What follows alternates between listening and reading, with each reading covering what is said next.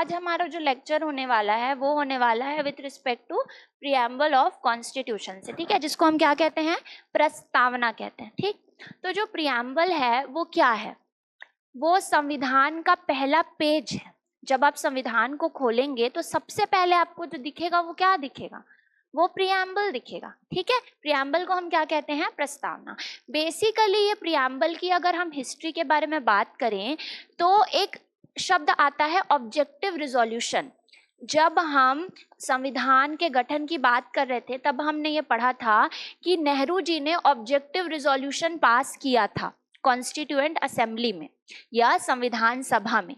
याद है किसी को, ऑब्जेक्टिव रिजोल्यूशन पास किया गया था 9 दिसंबर को 1946 में, और यही ऑब्जेक्टिव रिजोल्यूशन बाद में किसका रूप ले लेता है, प्रिएम्बल का रूप ले लेता है। तो बेसिकली ये प्रिएम्बल क्या है, ये प्रिएम्बल आपको क्या बताता है कि हमारा कॉन्स्टिट्यूशन क्या है, किसके द्वारा अधिकार प्राप्त है हमारे कॉन्स्टिट्यूशन को, क्या क्या नेचर है हमारे कॉन्स्टिट्यूशन का, और हम क्या क्या एम रखते हैं या हमारा उद्देश्य क्या है। तो ये जो भी ओवरऑल, जैसे मान लीजिए आप बुक खोलते हैं कोई सी, ठीक है, बुक आपको जब तक समझ नहीं आएगी जब तक आप उसका इंडेक्स नहीं देखेंगे कि इंडेक्स में पहला चीज क्या है, दूसरा चीज क्या है, तीसरा, तो वही इंडेक्स का काम जो है वो क्या करता है, प्रिएम्बल करता है। तो ओवरऑल कॉन्स्टिट्यूशन को समझाने का काम प्रिएम्बल करता है। समझ में आया? अब कुछ फैक्ट्स मैं आपको लिखवा देती हूँ, वो फैक्ट्स आप लिखिए, फिर हम प्रेजेंटेशन की तरफ बढ़ेंगे। ठीक है, चलिए स्टार्ट करते हैं।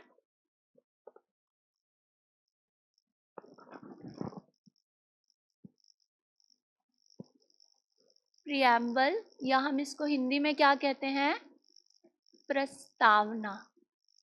ठीक, देखिए ये प्रिएम्बल जो है, सबसे पहला पॉइंट हमको यह याद रखना है कि ये प्रिएम्बल किससे लिया गया है, कौन से देश से लिया गया है। ठीक है, तो आप लिखिएगा preamble is taken from US.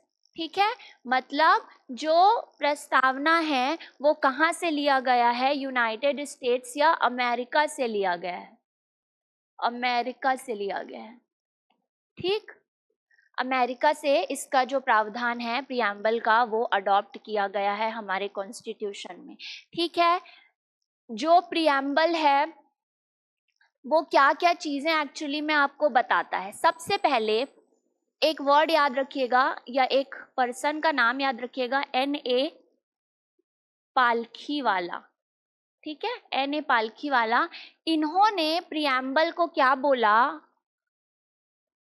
Identity card of constitution. इसका मतलब संविधान के आइडेंटिटी कार्ड के रूप में प्रिएम्बल जो है वो माना जाता है। ठीक है, इस प्रिएम्बल को हम क्या कह देते हैं, heart and soul of constitution कह देते हैं। मतलब संविधान का जो हृदय है वो क्या है, क्या बोल सकते हैं, प्रस्तावना या प्रिएम्बल के रूप में हम देखते हैं। ठीक है, तो ये चीज है। अच्छा, प्रिएम्बल हमको क्या क्या चीजें बताता है, या प्रिएम्बल हमको क्या जानकारी देता है। प्रिएम्बल में जो इंफॉर्मेशन होती है ना, या आप इसको ऐसे लिख लीजिए,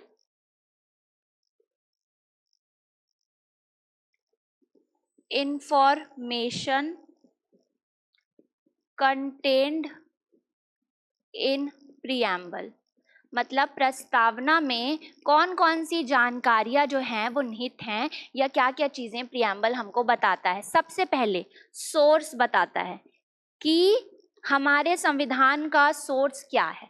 तो सोर्स क्या है, we the people of India. इसका मतलब भारत की जनता। तो सोर्स क्या है हमारे कॉन्स्टिट्यूशन का, हम खुद हैं, हम स्वयं हैं हमारे कॉन्स्टिट्यूशन का सोर्स। जो भी अधिकार प्राप्त है वो किसने दिया है, वो किसी और ने हमको नहीं दिया है, हम ही ने अपने आप को स्वयं जितने भी अधिकार हैं वो दिए हैं। तो हमको वो सोर्स बताता है। दूसरा क्या बताता है, डेट बताता है कि हमको कॉन्स्टिट्यूशन कब मिला, हमने अपना कॉन्स्टिट्यूशन कब अडॉप्ट किया, तो इसके अंतर्गत एक डेट दिया हुआ है 26 नवंबर 1949। ये डेट प्रिएम्बल में मेंशन्ड है कि 26 नवंबर 1949 में हमने क्या किया, अपने आप को ये कॉन्स्टिट्यूशन दिया है। इसके साथ ही साथ में हमको नेचर बताता है कि हमारे संविधान का नेचर क्या क्या है। संविधान का नेचर क्या क्या है? संविधान हमारा सॉवरेन है, इसको मैं हिंदी में भी बताऊंगी, sovereign, secular, socialist, democratic and Republic. ठीक है, इसका हिंदी में आप लिख लीजिए। सॉवरेन मतलब होता है संप्रभुता, ठीक है। सेक्युलर का मतलब होता है धर्मनिरपेक्ष, ठीक। सोशलिस्ट का मतलब समाजवादी, डेमोक्रेटिक का मतलब लोकतांत्रिक, और रिपब्लिक का मतलब गणराज्य, ठीक। तो हमारे संविधान का नेचर क्या क्या है? तो हमारा संविधान सॉवरेन है, मतलब संप्रभुता दिखाता है, सेक्युलर है, धर्मनिरपेक्ष है, सोशलिस्ट है, मतलब समाजवादी आइडियोलॉजी से प्रेरित है, डेमोक्रेटिक है, मतलब लोकतांत्रिक है, और रिपब्लिक है, मतलब गणराज्य के रूप में विराजमान है। समझ में आया? ये क्या क्या वर्ड्स है इसको हम अभी डिटेल में पढ़ने वाले हैं, लेकिन आपको याद रखना है कि नेचर आपका ये है, ठीक है। इसके साथ देखिए, चौथा हमको क्या बताता है? एम बताता है या उद्देश्य बताता है। उद्देश्य, कि हमारे संविधान का उद्देश्य क्या क्या है, ठीक।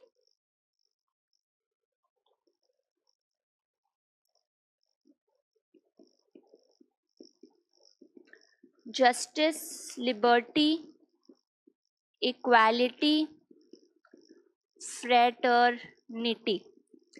हमारे संविधान का जो उद्देश्य है वो क्या है? सभी लोगों को न्याय देना, बराबरी से, है ना, किसी में कम या ज्यादा का भाव नहीं रखना, सभी लोगों को बराबरी से न्याय दिलवाना।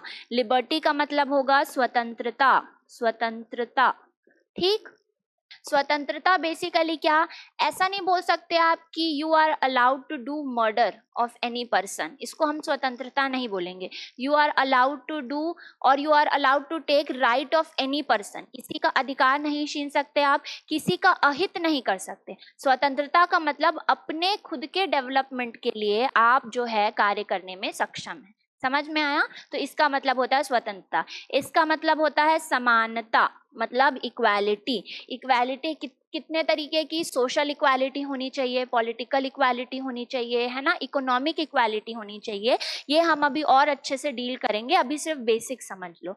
इसके बाद आता है फ्रेटर्निटी, मतलब भाईचारे की भावना, है ना, कि ब्रदरहुड की भावना होनी चाहिए लोगों में। मतलब अगर हम एक देश में रह रहे हैं तो हमको धर्म, जाति, संप्रदाय, इन सब चीजों से ऊपर उठ करके एक इंडियन की भावना होनी चाहिए, या देशभक्त की भावना हमारी होनी चाहिए। समझ में आया ये चीज? तो अभी हमने क्या क्या देखा, क्या क्या इंफॉर्मेशन है या क्या क्या जानकारियां हैं जो प्रियम्बल हमको देता है। सबसे पहले वो हमको बताता है कि हमारे कॉन्स्टिट्यूशन का सोर्स क्या है, उसके बाद वो हमको डेट बताता है कि हमने अपना कॉन्स्टिट्यूशन कब लिया, तीसरा हमको वो नेचर बताता है कि हमारा जो संविधान है उसका नेचर क्या है, बेसिक नेचर क्या है जिसको कोई चेंज नहीं कर सकता।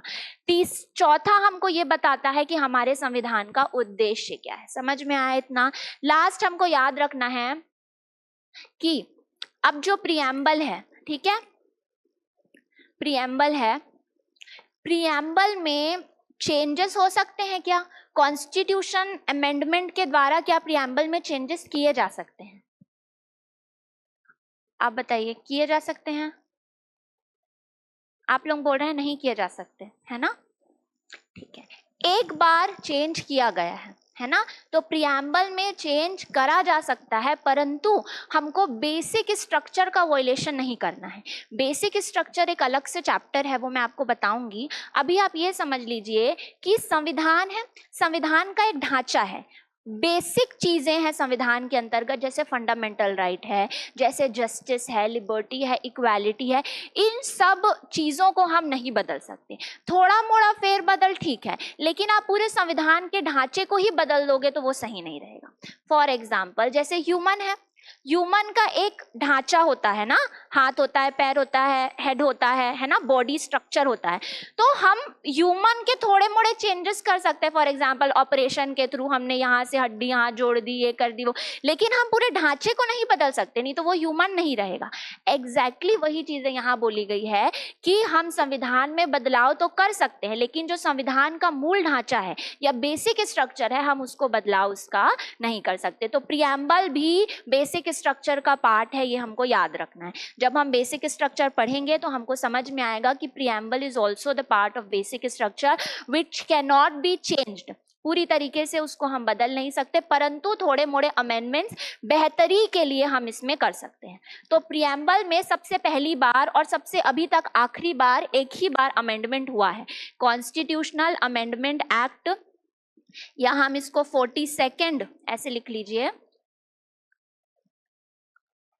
42nd कॉन्स्टिट्यूशनल अमेंडमेंट के द्वारा जो है, या इसको आप लिखिए संविधान में क्या हुआ था, संशोधन हुआ था। 42nd कॉन्स्टिट्यूशनल अमेंडमेंट एक्ट जो आया था 1976 में। तो 1976 में कॉन्स्टिट्यूशनल अमेंडमेंट एक्ट के द्वारा संविधान प्रियम्बल में सिर्फ और सिर्फ एक ही बार जो है वो परिवर्तन हुआ है। ठीक है, तो पूछेगा कि प्रियम्बल में परिवर्तन कब हुआ, तो सिर्फ एक बार हुआ, 42nd कॉन्स्टिट्यूशनल अमेंडमेंट एक्ट के द्वारा, जो कब आया था, 1976 में आया था। और क्या बदलाव हुए, इसके अंतर्गत 3 शब्द ऐड किए गए। कौन कौन से, सेक्युलर, सोशलिस्ट एंड इंटेग्रिटी। इसमें हिंदी में इसका मतलब होता है, सोशलिस्ट का मतलब क्या, धर्मनिरपेक्ष, निरपेक्ष, ठीक। सोशलिस्ट मतलब समाजवादी, और इंटेग्रिटी का मतलब अखंडता, आप बोल सकते हो अखंडता, ठीक। तो प्रियम्बल में सिर्फ और सिर्फ एक ही बार बदलाव किया गया है, जो किसके द्वारा किया गया है, संविधान संशोधन के द्वारा किया गया है। और क्या बदलाव किया गया है, प्रियम्बल में हमने ये 3 शब्द जो है वो ऐड किए हैं। तो जो आप ये शब्द देख रहे हो, सेक्युलर एंड सोशलिस्ट, ये ओरिजिनल प्रियम्बल में मेंशन्ड नहीं था, ये हमको याद रखना है। ये सेक्युलर एंड सोशलिस्ट, ये 2 शब्द जो हैं वो 42nd कॉन्स्टिट्यूशनल अमेंडमेंट एक्ट के द्वारा ऐड किए गए हैं प्रियम्बल में, जो कब हुआ था, 1976 में हुआ था। इतना समझ आया कि नहीं आया, याद हुई चीजें, ठीक है। इसके बाद देखिए, हमको 3 केसेस याद रखने हैं। अब मैं आपसे एक क्वेश्चन पूछती हूँ, आप उसका आंसर देंगे। क्या प्रियम्बल संविधान का हिस्सा है, संविधान का हिस्सा है क्या प्रियम्बल? जैसे मान लीजिए कोई बुक होती है, तो बुक में क्या इंडेक्स उस बुक का हिस्सा होता है? होता है, सोच के बताओ थोड़ा, होता है। तो ये प्रियम्बल क्या संविधान का हिस्सा है ना। यही आर्ग्यूमेंट जो है वो बहुत पहले स्टार्ट हुई थी। इसके अंतर्गत सुप्रीम कोर्ट में 3 केसेस जो हैं वो हुए, ठीक है। तो 3 केसेस का नाम क्या क्या है? सबसे पहला केस बेरुबारी यूनियन केस 1960। तो ये जो बेरुबारी यूनियन केस है, इसके अंतर्गत ये कहा गया कि preamble is not the part of constitution. Preamble जो है वो क्या है? संविधान का भाग नहीं है, ठीक है। जो प्रस्तावना है वो संविधान से पूरा अलग है और संविधान का भाग नहीं है। ये कौन से केस में बोला गया? बेरुबारी यूनियन केस 1960 में ये बोला गया। ये पूछता है, इसीलिए मैं स्पेसिफिकली लिखवा रही हूँ। दूसरा आपको केस देखने को मिलेगा केशव नंद भारती केस, ये केस ही अपने आप में बहुत इंपॉर्टेंट है। ये डायरेक्टली आपको पूछता है एग्जाम में, केशव नंद भारती केस कब आया था? 1973 में आया था। केशव नंद भारती केस के अंतर्गत ये डिसीजन लिया गया कि जो प्रियम्बल है, प्रियम्बल जो है वो क्या है? Is the part of constitution, मतलब प्रस्तावना जो है वो पूर्ण रूप से संविधान का भाग है। ये कहाँ पर डिसाइड किया गया? केशव नंद भारती केस में 1973 में। ठीक है, ये दोनों केसेस हमारे लिए इंपॉर्टेंट है। तीसरा केस आप देख लीजिए। तीसरा केस था LIC ऑफ इंडिया केस, मतलब भारतीय जीवन बीमा केस, जिसको हम हिंदी में बोलेंगे, जो 1990s के समय पे आया था। ठीक है, इसका एग्जैक्ट डेट रुकिए मैं आपको एक बार बताती हूँ।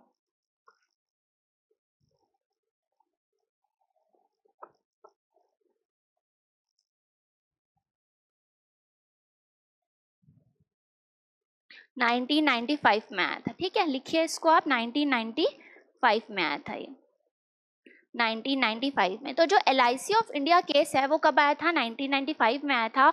और इसमें बोला गया, क्या बोला गया? Preamble is integral part of constitution. इसका मतलब कि प्रियम्बल एक ऐसा भाग है कॉन्स्टिट्यूशन का जिसको आप अलग नहीं कर सकते। ये शब्द याद रखिएगा, इंटीग्रल पार्ट, मतलब ऐसा पार्ट जिसे हम अलग नहीं कर सकते। ठीक है, तो ये 3 केसेस हमको याद रखना है जो प्रियम्बल के डिसीजंस के बारे में बताता है। पहला बेरूबारी यूनियन केस 1960, जिसमें क्या बोला गया? प्रियम्बल संविधान का भाग ही नहीं है। दूसरे केस में डिसीजन हुआ कि नहीं भाई, प्रियम्बल संविधान का भाग है। तीसरे केस में बोला गया कि LIC ऑफ इंडिया केस में preamble is integral part of the constitution. समझ आया इतना? ये तीनों हमको याद रखना है। इसके बाद अच्छा, मेरे को आप ये बताइए कि जो प्रियम्बल है या जो हमारा प्रस्तावना है वो क्या लेजिस्लेचर को किसी भी प्रकार का राइट प्रोवाइड करवाता है? विधानमंडल को किसी भी प्रकार का अधिकार प्रोवाइड करवाता है कि नहीं प्रोवाइड करवाता? विधानमंडल है, लेजिस्लेचर है जो लॉज बनाते हैं। तो लेजिस्लेचर को क्या प्रियम्बल किसी भी प्रकार का अधिकार देता है कि आप ये लॉज बना सकते हो, या क्या वो अधिकार नहीं देता है कि आप लॉज नहीं बना सकते हो? बेसिकली आप समझेंगे अगर प्रियम्बल, तो प्रियम्बल डज नॉट प्रोवाइड, या इसको आप ऐसे लिखिए, preamble is neither the source of legislative power nor the restriction on legislative power। इसका मतलब क्या है कि प्रियम्बल ना ही किसी प्रकार का अधिकार विधानमंडल को देता है और ना ही प्रियम्बल किसी भी प्रकार का रेस्ट्रिक्शन करता है लेजिस्लेटिव पावर में। तो ये न्यूट्रल है, ना ये अधिकार देता है ना ये अधिकार छीनता है। तो ये लाइन हमको याद रखना है कि preamble is neither the source of legislative power nor the restriction on the legislative power. ये पॉइंट हमको याद रखना है। ठीक है, अच्छा अब आप मेरे को ये बताइए कि क्या प्रियम्बल जस्टिसेबल है? जैसे हमने देखा फंडामेंटल राइट में कि फंडामेंटल राइट के वायलेशन के समय हम सीधा सुप्रीम कोर्ट जा सकते हैं। तो क्या प्रियम्बल में अगर कोई चीजें लिखी हुई हैं और उसका हमारा हनन होता है, फॉर एग्जाम्पल जस्टिस हमको नहीं मिल पा रहा, तो क्या हम सुप्रीम कोर्ट जा सकते हैं? नहीं जा सकते। तो ये याद रखना है कि preamble is non justiciable. This is very important. Justiciable मतलब ये क्या है? गैर न्याय संगत है। ठीक है, मतलब प्रियम्बल के वायलेशन से हम किसी भी प्रकार से जस्टिसेबल नहीं है ये, है ना, हम न्यायपालिका में नहीं जा सकते कि हमारे प्रियम्बल्स में लिखे राइट्स जो हैं वो वॉयलेट हुए हैं। तो ये लाइन हमको याद रखना है कि preamble is non justiciable part of constitution. जैसे fundamental right is justiciable part of constitution, DPSP is non justiciable part of constitution, also preamble is non justiciable part of constitution. तो ये हमको की एरियाज याद रखने हैं, इतना हमको प्रियम्बल में पढ़ना है, ठीक है। अब एक बार देख लीजिए आप, इसमें से जो चीजें आपको समझ आई होगी उसके बाद हम प्रेजेंटेशन में जाएंगे, ठीक है। प्रियम्बल किससे लिया गया? अमेरिका से लिया गया। एन.ए. पालकीवाला ने इसको क्या कहा? Identity card of constitution. Preamble को हम और क्या कहते हैं? Heart and soul of constitution. इसके बाद प्रियम्बल में कौन कौन से इंफॉर्मेशन या कौन कौन सी जानकारियां निहित हैं? सबसे पहले हमको सोर्स बोला गया है, we the people of India. हम जो है अपने आप को स्वयं जो है जितने भी अधिकार हैं वो हम दे रहे हैं, कोई और हमको अधिकार नहीं दे रहा है, ठीक, ये याद रखना। डेट बताया गया, डेट कौन सा था? 26 नवंबर 1949। इसके साथ ही साथ नेचर बताया गया, जैसे sovereign, secular, socialist, democratic and Republic. इसके बाद इसके उद्देश्य बताए गए, जैसे justice, liberty, equality and fraternity, ठीक। इसके बाद प्रियम्बल में सिर्फ और सिर्फ एक ही बार संशोधन किया गया है, कॉन्स्टिट्यूशनल अमेंडमेंट एक्ट के द्वारा, जो हुआ था 42nd कॉन्स्टिट्यूशनल अमेंडमेंट एक्ट के द्वारा, जो कब हुआ था? 1976 में। और क्या चेंज लाया गया था? ये जो 3 शब्द हैं, सेक्युलर, सोशलिस्ट एंड इंटीग्रिटी, ये शब्द ऐड किए गए थे, ये याद रखना है। इसके बाद हमने 3 केसेस देखे, ये तीनों केस जो है वो प्रियम्बल से रिलेटेड है। क्वेश्चन कैसे पूछेगा कि Berubari union case is related to president, fundamental right, preamble and DPSP.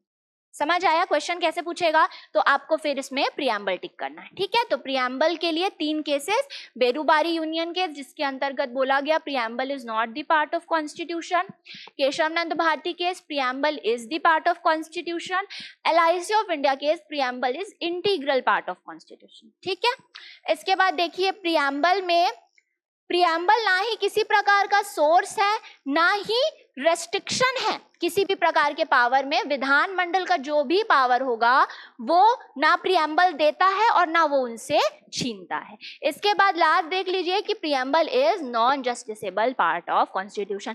ये मेन की पॉइंट्स है जो हमको याद रखने ही रखने हैं। बाकी इसका जो मीनिंग है वो मैं आपको अभी आगे समझाऊंगी डिटेल में कि जस्टिस क्या है, लिबर्टी क्या है, इक्वालिटी क्या है, इसके साथ सोवेरेन, सोशलिस्ट, ये सभी हमने प्रेजेंटेशन में डाल के रखा है, ठीक है। प्रीलिम्स के लिए आपको इतनी सारी चीजें पहले पढ़नी है, ठीक।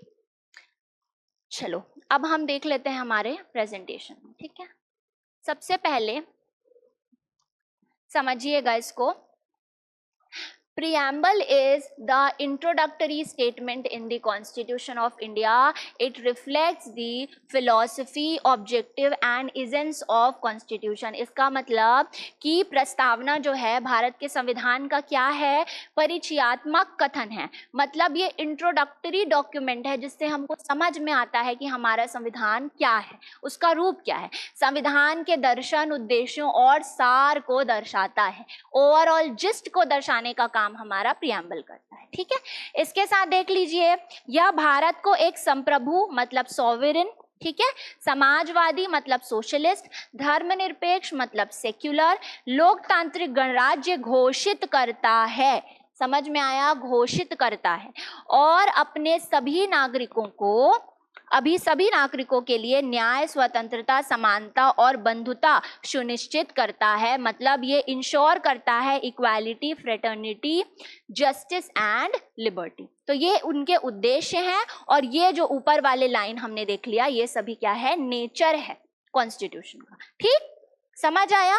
अब ये होते क्या क्या है ये हम आगे देखेंगे।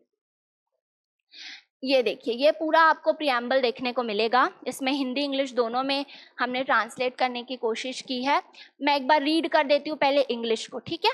We, the people of India, having solemnly resolved to constitute India into sovereign, socialist, secular, democratic republic, and to secure to all its citizens justice, social, economic, and political liberty of thought, expression, belief, faith, and worship, equality of status and of opportunity, and to promote among them all fraternity, assuring the dignity of individual and unity and integrity of the nation. In the Constituent Assembly, this 26th day of November 1949, do hereby adopt, enact, and give to ourselves this Constitution. तो ये overall preamble आपको कहता है। समझ में आया? थोड़ा मोड़ा समझ में आया होगा वे बोल क्या रहे हैं। सबसे पहले हमको ये याद रखना है कि हम किसकी बात कर रहे हैं। We the people of India, हम भारत के लोग, हम अपने आप को ही कॉन्स्टिट्यूशन दे रहा है। पहला लाइन देखिए, we the people of India, और लास्ट लाइन देखिए, enact and give to ourselves this constitution. किसको दे रहे हैं? हम स्वयं को दे रहे हैं। ठीक है, अधिकार मत के कारण आत्मपारित है ये, बेसिकली आत्मार्पित है ये। ठीक है, तो ये अवर सेल्फ, हम अपने आप को ही जो है ये कॉन्स्टिट्यूशन दे रहे हैं। ठीक, एक और चीज इसमें हमको याद रखना है कि ये क्या बताता है, मतलब ये किस तरीके के बारे में, किस तरीके के देश के बारे में बात करता है। Sovereign, socialist, secular, democratic and Republic की बात करता है। और इसके साथ ही साथ में ये हमको क्या प्रोवाइड करवाता है, हमारे यहाँ के सिटीजन्स को ये क्या प्रोवाइड करवाता है। सबसे पहले जस्टिस, कितने तरीके की जस्टिस की बात करी गई है? Social, economic and political. इसका मतलब सोशल जस्टिस क्या होता है, कोई बताओगे? सामाजिक न्याय। सोशल जस्टिस मतलब सिंपली हमको सामाजिक न्याय देखना है। इकोनॉमिक जस्टिस का मतलब कि ऐसा जस्टिस जहां पर गरीबी और अमीरी का ज्यादा भेदभाव ना रहे, गरीब को भी हम वही राइट्स दें जो हम अमीर को दे रहे हैं।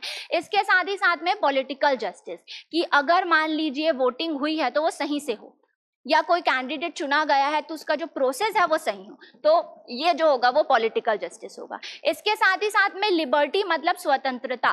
किस चीज की स्वतंत्रता यहाँ पर देने की बात करी गई है? स्वतंत्रता विचारों की, एक्सप्रेशंस की, बिलीफ की, फेथ की एंड वर्शिप की। इसका मतलब विचार, अभिव्यक्ति, विश्वास, धर्म और उपासना की स्वतंत्रता। मतलब हम अपने हिसाब से सोच सकते हैं, हम अपने हिसाब से बिलीव कर सकते हैं, हम अपने हिसाब से अपना धर्म डिसाइड कर सकते हैं, अपने हिसाब से हम उपासना कर सकते हैं। इसमें हमको कोई भी रेस्ट्रिक्शन देखने को नहीं मिलेगा। अगर हमको फॉर एग्जाम्पल हम हिंदू हैं, हम क्रिश्चियनिटी में कन्वर्ट होना चाहते हैं, हम हो सकते हैं। हम मुस्लिम हैं, हम हिंदुइज्म में कन्वर्ट होना चाहते हैं, हम हो सकते हैं। उसमें कोई भी तरीके का हस्तक्षेप नहीं किया जाएगा बाय द गवर्नमेंट। तो इस लिबर्टी को हमको याद रखना है कि ये एब्सोल्यूट लिबर्टी नहीं है। एब्सोल्यूट लिबर्टी का मतलब हम कुछ भी नहीं कर सकते, ये क्वालिफाइड लिबर्टी है। समझ में आया? क्वालिफाइड का मतलब चीजें दी हुई है और इसी के अंतर्गत हमको कार्य करना है, इससे ऊपर हम नहीं जा सकते। ठीक, इसके बाद इक्वालिटी ऑफ स्टेटस, मतलब कि प्रतिष्ठा और अवसर की समानता, है ना। इक्वालिटी ऑफ स्टेटस, किसकी किसकी इक्वालिटी? अपॉर्चुनिटी की इक्वालिटी। इसका मतलब सभी को बराबरी से अपॉर्चुनिटी मिलेगा। फॉर एग्जाम्पल मान लीजिए कोई डिसेबल्ड व्यक्ति है ना, कोई दिव्यांग व्यक्ति है, क्या उसको हम कम अपॉर्चुनिटी दें और बाकी समान जनता को क्या बराबर अपॉर्चुनिटी दें? तो ये चीज यहाँ पर जो है रेस्ट्रिक्टेड है कि हमको इक्वालिटी जो है, स्टेटस की इक्वालिटी होनी चाहिए, अपॉर्चुनिटी की इक्वालिटी होनी चाहिए, और इन सभी में हमको क्या प्रमोट करना है? तो प्रमोट हमको क्या करना है? फ्रेटर्निटी, मतलब भाईचारे की भावना को हमको क्या करना है? प्रमोट करना है। और इसके साथ ही साथ एक शब्द दिया गया है यूनिटी एंड इंटेग्रिटी। भारत की एकता और अखंडता को हमको क्या करना है? बना करके रखना है। और ये डेट दी गई है हमारी कि हम 26 डे ऑफ नवंबर 1949 को हम ये कॉन्स्टिट्यूशन अपने आप को क्या कर रहे हैं? दे रहे हैं। और इसके साथ ही साथ यहाँ पे ये शब्द लिखा गया है, enact and give to ourselves this constitution। Preamble समझ में आया? पक्का? क्या क्या चीजें मेंशन करी गई है एकदम याद रखना है, हो सके तो यहाँ से यहाँ तक हमको चीजें याद रखनी है। पूरा हम प्रियम्बल एक बार दो बार रीड करेंगे तो हमको वो याद हो जाएगा, चाहे आप हिंदी में याद करो चाहे आप इंग्लिश में याद करो, ठीक है। इसका थोड़ा सा डिटेल हम और देख लेते हैं एक बार। जैसे ये दिया हुआ है, अब सबका वर्ड्स का डिटेल एनालिसिस दिया हुआ है कि प्रस्तावना में मुख्य शब्द और उनके अर्थ क्या क्या है, ठीक है। शब्द और उनके अर्थ, जैसे हम वर्ड मीनिंग पढ़ते थे ना 4th 5th में, वैसा ही आप समझ लीजिए इसको। वी द पीपल, हम लोग। The constitution derive it's authority from the people of India, इसका मतलब कॉन्स्टिट्यूशन अपना अधिकार किससे लेता है और किसी से नहीं लेता, हमारे खुद के लोगों से ही वो अधिकार लेता है, ठीक है। तो ये अधिकार को रोकने का किसके पास अधिकार है, हमारे पास अधिकार है। अगर हम अधिकार दे सकते हैं तो हम अधिकार छीन भी सकते हैं, समझ आया। इसके बाद देखिए सॉवेरेन या संप्रभु, संप्रभु का मतलब India is independent and free from external control, Bharat क्या है, स्वतंत्र है और बाहरी नियंत्रण से मुक्त है, इसका मतलब होता है सॉवेरेन या संप्रभुता। संप्रभुता का मतलब कोई भी दूसरा देश हमारे इंटरनल मैटर्स में किसी भी प्रकार का हस्तक्षेप नहीं कर पाएगा। फॉर एग्जाम्पल, अगर पाकिस्तान और हमारे बीच कोई मतभेद हो रहा है किसी भी चीज में लेकर के, तो वो हमारा मैटर है, किसी भी देश के साथ कोई थर्ड देश जो है वो इंटरफेयर नहीं कर पाएगा। मान लीजिए स्टेट गवर्नमेंट और सेंट्रल गवर्नमेंट के बीच में कोई तनाकसी चल रही है, तो यूएस क्या हमारे देश को सलाह दे पाएगा, क्या नहीं दे पाएगा। तो इसका सिंपल सा मतलब है सॉवेरेन का मतलब कि भारत अपने आप में स्वतंत्र है, वो पहले भले गुलाम था लेकिन आज की डेट में वो अपने डिसीजन स्वयं ले पाएगा, ठीक है। इसके बाद देखिए सोशलिस्ट या समाजवादी। अब ये जो शब्द है ये मैंने आपको बताया है कि 42nd अमेंडमेंट एक्ट के अंतर्गत ये शब्द को ऐड किया गया था, 42nd संविधान संशोधन के द्वारा जोड़ा गया था। आर्थिक समानता को कम करने के उद्देश्य से, आर्थिक असमानता को कम करने के उद्देश्य से इसको जोड़ा गया था। मतलब जो इकोनॉमिक इनइक्वालिटी है, मान लीजिए कोई बहुत गरीब है, आज की डेट में कोई पर्सन ऐसा है जिसके पास घर भी नहीं है, खाने के लिए 2 टाइम की रोटी भी नहीं है, और कोई ऐसा पर्सन है जो एक्सट्रीमली रिच है ना, जो अपनी शादियों में लाखों करोड़ों हजारों खर्चा कर रहा है, तो ये आपको डिफरेंस देखने को मिलता है। तो ये जो शब्द ऐड किया गया था सोशलिस्ट, वो आपको इकोनॉमिक इनइक्वालिटी को कम करने के लिए दिखाई देता, ठीक है। इसके बाद देखिए समाजवादी हो गया। इसके बाद हम देखेंगे सेक्युलर, ठीक है। सेक्युलर, सेक्युलर का मतलब होगा धर्म निरपेक्ष, ठीक है। ये फर्स्ट है, ये फर्स्ट है, ये सेकंड है, ये थर्ड, ये फोर्थ एंड ये फिफ्थ एंड ये 6, ठीक। तो ये सेक्युलर देखेंगे। सेक्युलर भी ये जो शब्द है ये 42nd अमेंडमेंट एक्ट के अंतर्गत ऐड किया गया था, ये याद रखिएगा। And equal respect to all religion, मतलब सभी धर्मों के लिए हम क्या कर रहे हैं, बराबरी से उसका आदर कर रहे हैं, सभी धर्मों के प्रति समान सम्मान रहेगा। मैंने आपको बताया था 2 तरीके के सेक्युलरिज्म होते हैं, एक पॉजिटिव सेक्युलरिज्म होता है और दूसरा नेगेटिव। और हम कौन से सेक्युलरिज्म को फॉलो करते हैं, पॉजिटिव सेक्युलरिज्म को फॉलो करते हैं। हम धर्मों को जो है वो समान रूप से आदर करते हैं, धर्म और जो स्टेट है उसको अलग अलग नहीं रखते, ठीक है। डेमोक्रेटिक देखेंगे। डेमोक्रेटिक का मतलब क्या होता है, सरकार जनता द्वारा निर्वाचित, जवाबदेह और उसकी प्रतिनिधि जो होती है मतलब रिप्रेजेंटेटिव होती है। तो जो सरकार रहेगी बेसिकली वो क्या रहेगी, it is elected by the people, accountable and it is representative government. मतलब जो भी सरकार बनेगी वो हमारे द्वारा चुन करके आएगी। इलेक्टेड गवर्नमेंट, सिंपल सी बात है, जो लोकतांत्रिक का मतलब क्या है, इलेक्टेड गवर्नमेंट, ठीक है। इसके साथ देखिए रिपब्लिक यानी कि गणराज्य। अब रिपब्लिक का मतलब मैंने आपको बताया था कि डेमोक्रेटिक एंड रिपब्लिक दोनों बराबर नहीं है। रिपब्लिक का मतलब जो हेड ऑफ स्टेट रहेगा या जो प्रेसिडेंट रहेगा वो इलेक्टेड होगा एंड नॉट हेरिडेटरी। इसका मतलब जो राष्ट्रपति रहेगा वो निर्वाचित होगा, वंशानुगत नहीं रहेगा। वंशानुगत मतलब फॉर एग्जाम्पल एक राजा है, उसके बाद उसका बेटा हुआ, फिर उसके बाद उसका बेटा हुआ, तो ये क्या होता है, वंशानुगत होता है, हेरिडिटी वाइज होता है। लेकिन हमारे यहाँ पर रिपब्लिक एग्जिस्ट करता है, हम जो है वो प्रेसिडेंट किसी को भी बना सकते हैं, है ना, और वंशानुगत नहीं चलता। लेकिन यूके का भी क्या यही सिस्टम है, यूके में क्या सिस्टम है? हाँ, हेरिडिटी वाइज चलता है, वंशानुगत चलता है कि वहां का जो हेड ऑफ द स्टेट रहेगा वो क्या रहेगा, हेरिडिटी वाइज रहेगा, उसके पूरे परिवार के हिसाब से चीजें चलेगी। यूएस में क्या सिस्टम है, कोई बताओगे? यूएस में रिपब्लिक है कि हेरिडिटी है? रिपब्लिक है, पक्का ना? रिपब्लिक है, मतलब वहां का प्रेसिडेंट जो है वो कोई भी बन सकता है ना? ठीक, हो गया इतना, आगे बढ़ते हैं। कुछ और वर्ड्स इसमें दिए हुए हैं, जैसे जस्टिस। जस्टिस में कितने तरीके की जस्टिस होगी? सामाजिक, आर्थिक और राजनीतिक क्षेत्रों में निष्पक्षता रहेगी, मतलब किसी भी प्रकार का हम जो है वो भेदभाव नहीं कर सकेंगे। कोई अमीर है तो उनको ज्यादा क्रेडिट दे देना, ज्यादा हेल्प कर देना, गरीबों को इग्नोर कर देना, ये चीजें प्रीएम्बल में पूरी तरीके से रेस्ट्रिक्टेड है। इसके बाद देखिए लिबर्टी मतलब स्वतंत्रता। किन चीजों की स्वतंत्रता? Freedom of thought, believe, expression and religion, मतलब विचारों की, विश्वासों की, अभिव्यक्ति की स्वतंत्रता और धर्म की स्वतंत्रता, ये चीजें जो हैं वो दी गई है। ठीक है, इसके बाद देखिए समानता, इक्वालिटी। किस चीज की इक्वालिटी या इक्वालिटी कहाँ कहाँ पर?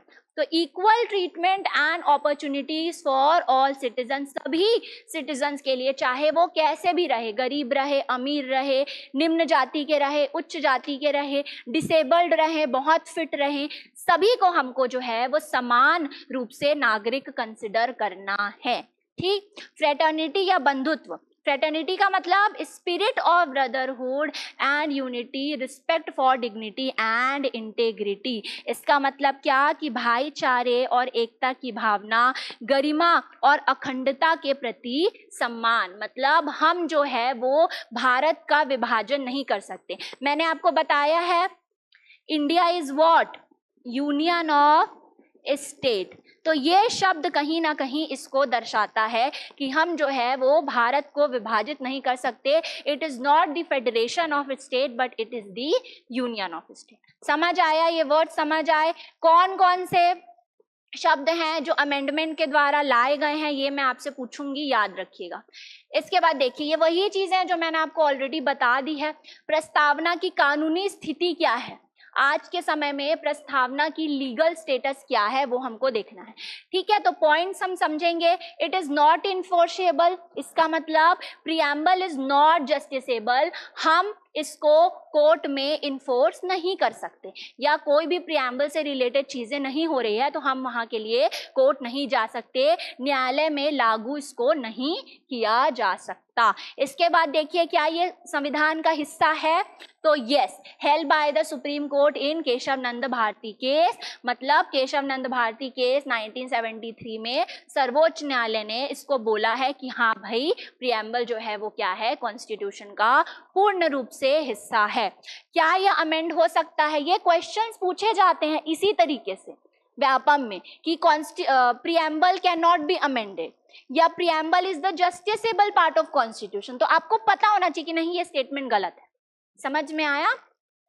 It can be amendment, yes, it was amended once by 42nd amendment 1976, मतलब संविधान संशोधन जो 42वां संविधान संशोधन हुआ था, इसमें सिर्फ एक ही बार संशोधन किया गया जो 1976 में किया गया था।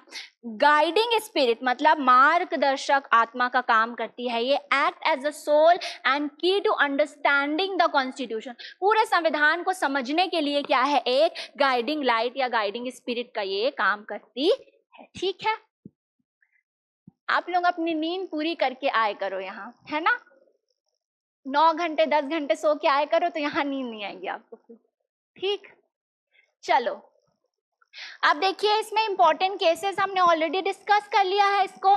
एक होगा बेरूबारी यूनियन केस जो आया था 1960 में, केशव नंद भारती केस 1973 और भारतीय जीवन बीमा निगम केस 1995। इसमें जो लिखा हुआ है मैंने आपको बता दिया है। पहले में बोला गया है कि ये प्रस्तावना संविधान का हिस्सा नहीं है, दूसरे में बोला गया है कि नहीं भाई संविधान का हिस्सा माना गया है, और तीसरे में बोला गया पुनः इसकी पुष्टि करी गई है कि प्रस्तावना जो है वो पूर्ण रूप से संविधान का हिस्सा है and it is the part of basic structure, मूल संरचना का जो है वो पार्ट है, it is the part of basic structure, या ये बेसिक स्ट्रक्चर को क्या करता है, रिफ्लेक्ट करता है। समझ आया? तो ये भी स्टेटमेंट हमको याद रखनी है कि प्रीएम्बल रिफ्लेक्ट्स बेसिक स्ट्रक्चर या preamble is the part of basic structure. ठीक है, चलिए ये हो गया। अब प्रीएम्बल इंपॉर्टेंट क्यों है? सीधी सी बात है, संविधान के दर्शन और दृष्टिकोण को क्या करता है, प्रतिबिंबित करता है, reflects philosophy and vision of the constitution. ठीक है, लक्ष्य और उद्देश्य को प्रदान करता है। समझिएगा, जब तक हमारे पास कोई लक्ष्य या उद्देश्य नहीं रहता तो हम उसकी प्राप्ति कैसे कर पाएंगे, है ना। मान लीजिए आप लोग सभी पढ़ रहे हो, आप लोगों को पता ही नहीं है कि कौन से एग्जाम में बैठना है, उसका सिलेबस ही नहीं पता, तो कैसे पढ़ोगे। तो हमको किसी भी चीज के लिए गोल्स एंड ऑब्जेक्टिव्स हमारा होना बहुत जरूरी है, उसके बिना हम प्रयास ही नहीं कर सकते हैं सफल होने के लिए। तो ये जो उद्देश्य और लक्ष्य प्रदान करने का काम करता है वो कौन करता है, कॉन्स्टिट्यूशन का प्रस्तावना करता है या प्रीएम्बल करता है। ठीक, अब देखिए, संवैधानिक प्रावधानों के लिए एक व्याख्यात्मक उपकरण के रूप में कार्य करता है। इसका मतलब it acts as a interpretative tool for constitutional provision. इसका मतलब क्या, मान लीजिए कॉन्स्टिट्यूशन में कोई एक नया प्रोविजन ऐड किया गया जो प्रीएम्बल के वर्ड्स के खिलाफ है। मान लीजिए प्रीएम्बल में वर्ड दिया है जस्टिस, लेकिन ऐसा प्रोविजन ऐड किया गया जो जस्टिस के खिलाफ है, जो अमीरों को ज्यादा राइट्स प्रोवाइड करवा रहा है और गरीबों के राइट्स का हनन कर रहा है। तो ये कहीं ना कहीं प्रीएम्बल में दिखाता है, और ये इंटरप्रिटेटिव टूल है कि हम प्रीएम्बल को देख करके इंटरप्रेट कर सकते हैं या समझ सकते हैं कि कौन से प्रोविजन सही हैं और कौन से प्रोविजन गलत हैं, कौन सा लॉ या कौन सा नियम हमको लाना चाहिए, लागू करना चाहिए, और कौन सा नियम नहीं लागू करना चाहिए। तो ये कहीं ना कहीं संविधान जो है वो क्या करता है, व्याख्या करता है कि क्या चीजें सही हैं, क्या चीजें गलत। समझ में आया? ये वर्ड भी इंपॉर्टेंट है।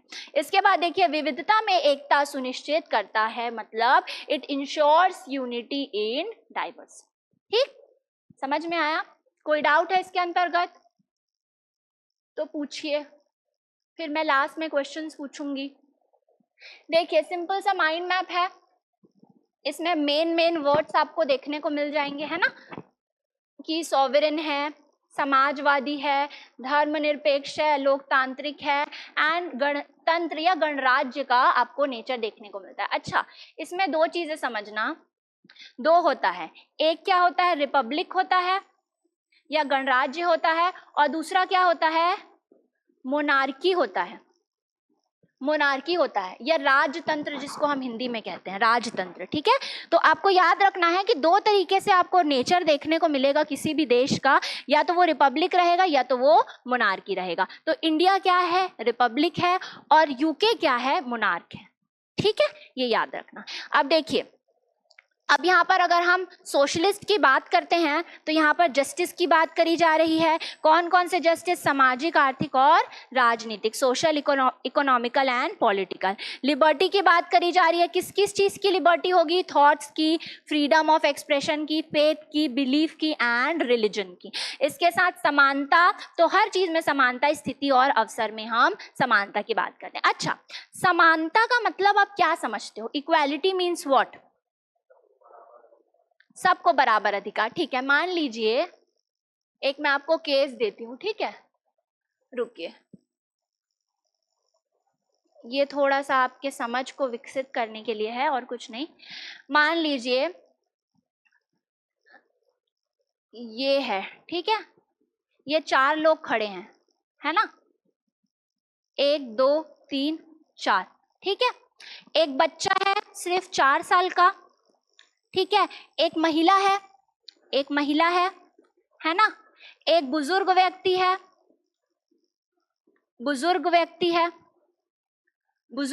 है, और चौथा कौन है आपका, मान लीजिए एक पर्सन है, एक मैन है, ठीक है, एक मैन है, ओल्ड व्यक्ति है, बुजुर्ग व्यक्ति है, ठीक है।